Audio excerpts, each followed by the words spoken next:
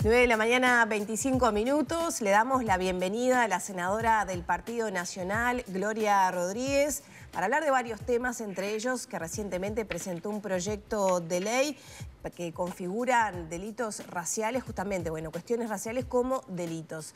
Bienvenida, ¿cómo anda? Muy bien, muchas gracias.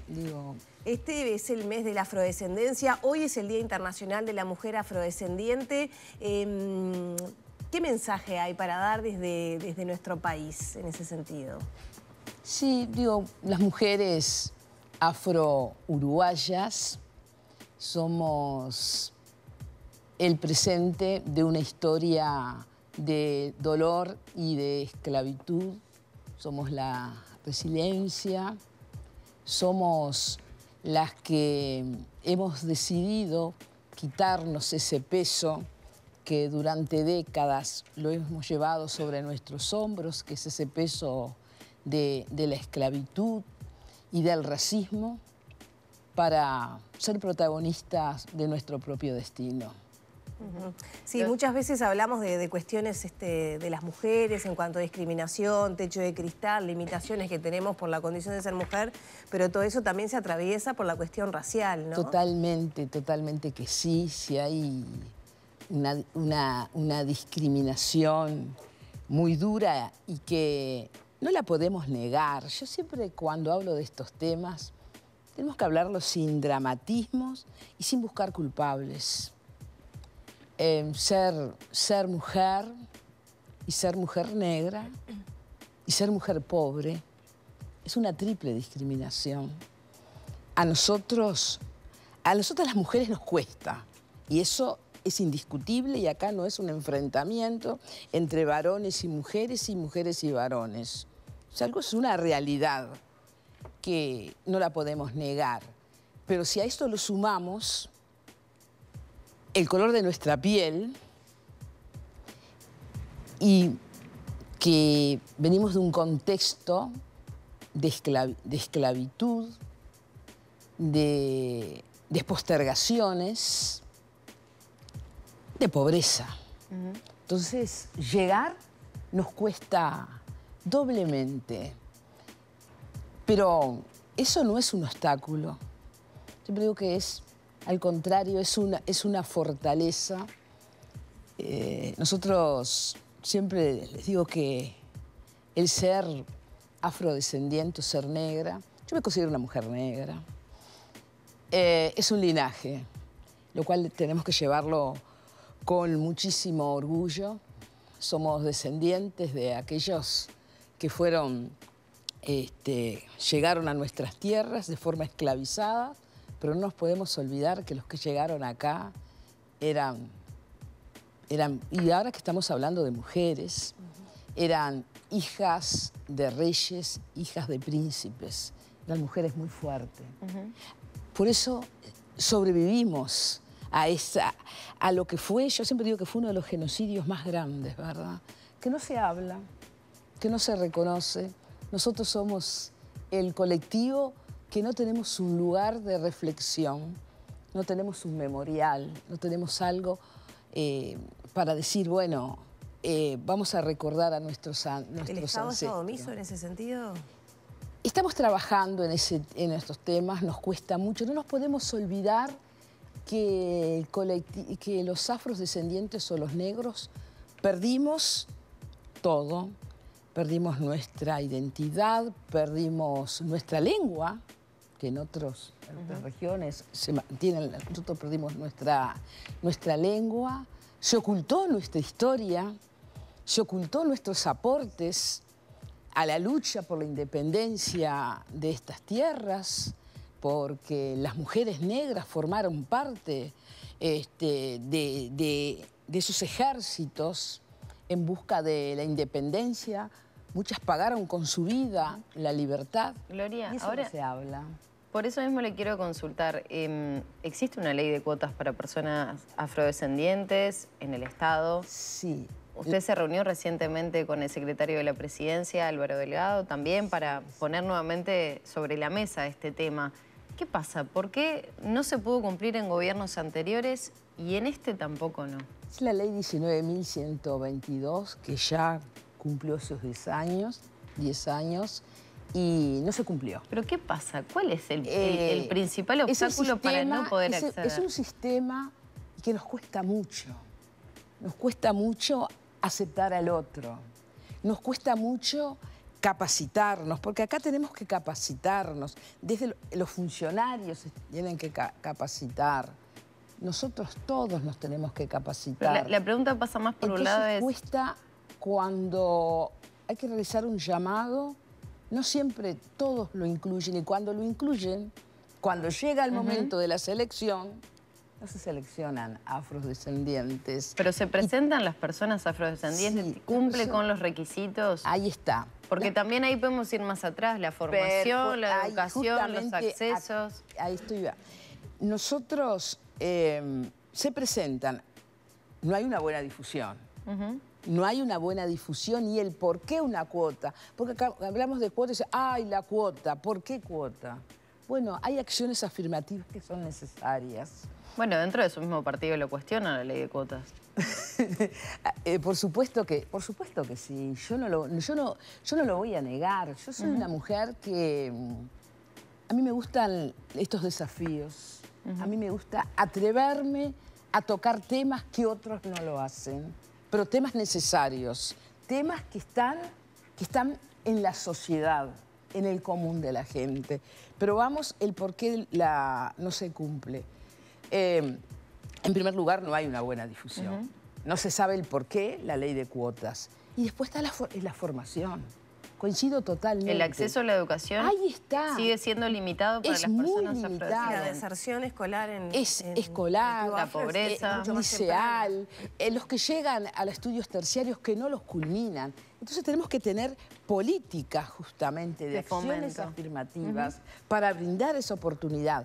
Estamos trabajando, en este gobierno se está trabajando muchísimo con las becas, se está trabajando mucho con la promoción, se está trabajando mucho con la capacitación, se está avanzando muchísimo y obviamente que nosotros fuimos a hablar con el secretario de Presidencia porque sabemos el compromiso de este gobierno y del presidente de la República con estos temas, porque nosotros hablamos con él en campaña y son temas que siempre lo estamos mencionando y nos ha brindado las herramientas para que se pueda avanzar. Y obviamente fuimos a decir, bueno, no se está cumpliendo, vamos a tratar de cumplir.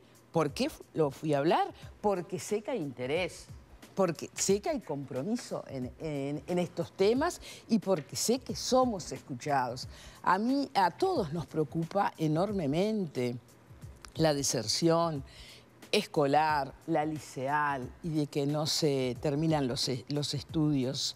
Porque de nada nos sirve tener una ley si cuando tenemos las bases no cumplimos con los requisitos, ¿verdad?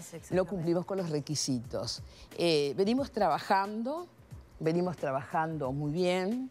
Este es el mes de la afrodescendencia. Todo el Estado está realizando diferentes actividades, diferentes acciones. Pero no nos podemos quedar con esto. Tenemos que ir a lo concreto, a la causa del porqué. Y en ese sentido, ¿qué acciones se van a tomar o impulsar que no tienen suficiente fuerza? Porque son cuestiones difíciles de cambiar, que llevan años, desde vivienda, acceso a la educación, permanencia en la educación, situaciones de pobreza. Sí, justamente estamos trabajando en acciones afirmativas, contamos con una dirección que es la División de Políticas Públicas para el Colectivo Afrodescendiente, que por primera vez en la historia de nuestro país el colectivo cuenta con recursos, con fondos propios, porque es muy fácil legislar si luego no tenemos los recursos económicos para llevar adelante estas políticas. En este gobierno se cuentan con los recursos económicos y es una forma también de impulsar para estos avances desde la educación, desde la capacitación, desde las fuentes laborales, pensando en la vivienda. Es un cambio de paradigma con el cual estamos trabajando. ¿Y este proyecto de ley en concreto puede fomentar a mejorar la convivencia? Y pienso, por ejemplo, en incorporar como delitos que pueden derivar en la prisión actos discriminatorios. Sí, justamente quería aclarar, esto no es un proyecto de ley por tema racial, es un proyecto de ley de discriminación, es discriminación integral, no es racial. Obviamente que está la discriminación racial. Yo tengo mis diferencias con el tema racial, ¿no? Digo, es un concepto que tendremos que erradicarlo, ¿verdad? No el tema debería ser un concepto presente. ¿Verdad que no es un concepto presente? ¿Qué tipifica como delito este proyecto de ley entonces? Ahí está, porque nosotros en la legislación que tenemos ahora, la legislación actual, que es incitación a la violencia, al odio, ¿verdad? La violencia, al desprecio, la incitación y también cuando actuamos de forma directa. Eso es lo que está queda subyacente allí, pero puede ser o no la discriminación. Pero no el de discriminación. Entonces, en este proyecto de ley, lo que nosotros hacemos es agregar al artículo 149 bis y 149 ter la discriminación. Por eso digo, es una discriminación integral, no es una discriminación que lo hemos hablado, lo hemos consultado, lo venimos trabajando con integrantes del Comité Central Israelita, con la organización civil, con la Comisión Honoraria de la Lucha contra el Racismo y la Xenofobia, que integra el Comité Central Israelita, integra las organizaciones afrodescendientes. Es una discriminación integral por identidad y opción sexual. Está en este proyecto de ley.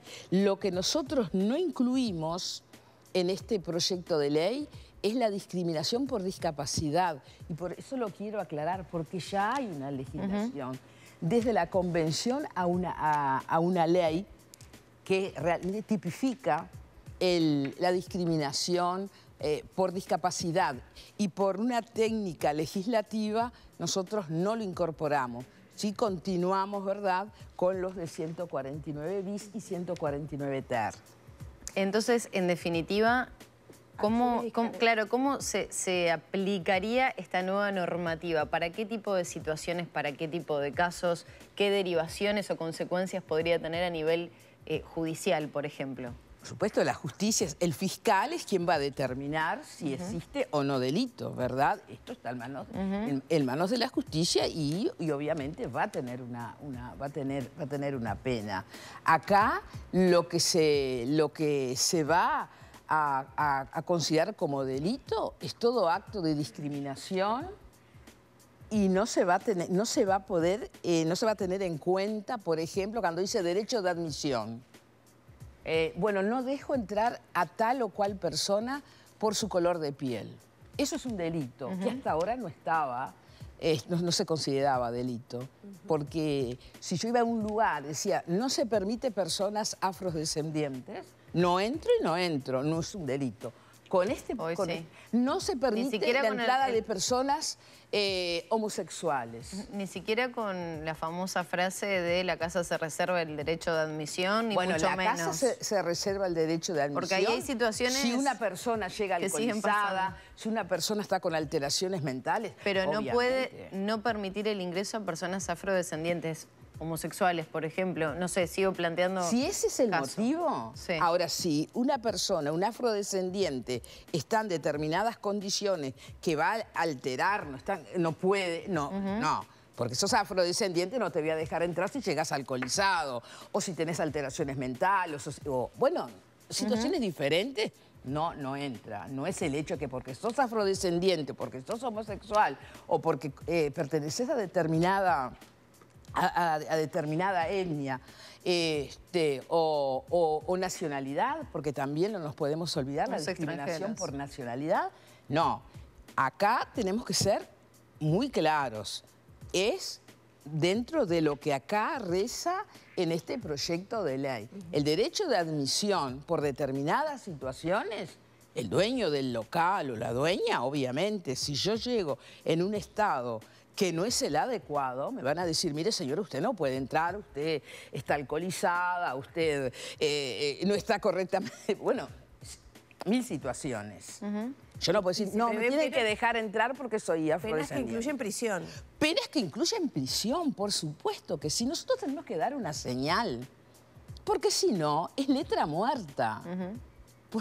Porque el que se... Yo les voy a decir algo. La discriminación produce muchísimos daños. Nosotros, y siempre digo que es difícil de medir la discriminación, pero es tan fácil de negarla, porque ¿qué sucede? Nos enteramos y es noticia cuando matan a una persona o lo lastiman, lesionaron a tal o cual persona. Ahí es noticia. De lo contrario, pasa totalmente inadvertido, pero no nos podemos olvidar. ¿En qué situaciones se podría derivar a la prisión respecto a este proyecto de ley? ¿En qué casos puntuales? ¿Lo discrimina eso o no? ¿Lo señala, lo apunta? ¿En qué situaciones? Vamos a ver, yo me voy a poner... Llega una persona por nacionalidad y le dice, usted no puede entrar porque usted pertenece a tal nacionalidad y no le permitimos entrar. Eso es un delito. Y eso puede tener como consecuencia automáticamente la prisión. Bueno, eso lo va a determinar la justicia. Va a tener los elementos de prueba. Como nosotros confiamos, ¿verdad?, en la justicia, el fiscal va a tener sus elementos de prueba y basado en los elementos de prueba va a determinar si es un delito o no. Esto, como actúa la justicia en nuestro país. Yo les voy a poner un ejemplo que lo viví y que no hace muchos años. En mi departamento, en la ciudad de Melo, contábamos con diferentes centros de clubes bailables, centros sociales. Pero no se permitía la entrada de personas negras. Decía, no se admite personas de color. Eso en Melo, miré que le estoy hablando de pocos, no hace muchos años, lo viví yo. Sí, me cuesta pensar que hoy existe un cartel así bueno, en algún lugar del Uruguay. No se admite personas de color. ¿Qué sucedió? ¿Qué hicieron las personas de color? Porque yo me pregunto de qué color, ¿no? Las personas de color, y se generó un club. El Centro Uruguay, que cumple 100 años ahora el 25 de agosto, se generó un club. Y a ese club íbamos a bailar todos. Estamos hablando de la década del 80 y pico. Íbamos a bailar porque no teníamos otro lugar donde bailar. ¿Era un delito? No, no era un delito, pero una discriminación. ¿Eso qué puede llevar a un joven, a una joven, a un estudiante? La autoestima, ¿verdad? Esa autoestima de que mis compañeros de estudio pueden ir a tal o cual lugar, pero yo, como soy diferente, tengo que concurrir a otra. La discriminación trae muchas consecuencias psicológicas, de enfermedad, lleva muchas veces al alcoholismo y también te bloquea proyectos personales. Y en este proyecto nosotros vamos un poco más allá, vamos a las redes sociales. Hoy se han trasladado nuestra vida, gran parte de nuestra vida a las redes sociales, pero así como se trasladó parte de nuestra vida a las redes sociales, también se ha trasladado el delito. Nos dicen, bueno, acá se está coartando la libertad de expresión. No. La libertad de expresión no me da derecho de atacar y de ofender o de insultar a nadie. Senadora, ya tenemos que cerrar la entrevista. Quiero consultarla brevemente. ¿Ha podido hablar con Penades en este último tiempo? ¿Ha seguido el caso de cerca? ¿Cortó vínculos? ¿Cómo está? No, hoy por hoy, digo, Penades está dedicado a su defensa, ¿verdad? Él no está en la actividad política y nosotros estamos totalmente abocados a la actividad política. ¿Pero mantiene contactos con él? ¿Es su sector, la 71? Él siempre fue el que estuvo al frente de la 71, hoy no está al frente de la 71, hoy lo está liderando el ministro Luis Alberto Heber, al cual nosotros lo estamos acompañando. No estamos en contacto, obviamente, digo, con Gustavo, digo, pero no estamos en contacto. Acá él está dedicado a su defensa, nosotros estamos esperando los resultados de la justicia porque confiamos plenamente en las garantías de la justicia, tanto para los que denunciaron como para él que se declara inocente. Bien. Para nosotros es una situación, y no lo voy a dejar de reconocer, muy triste, muy difícil, que nos ha afectado a todos, pero obviamente acá confiamos plenamente en la justicia y lo que la justicia decida es a lo cual nosotros nos vamos a regir. Gracias. Senadora, muchas gracias por estos minutos. Gracias a ustedes. Desde este programa estaremos atentos a la evolución de este proyecto de ley también.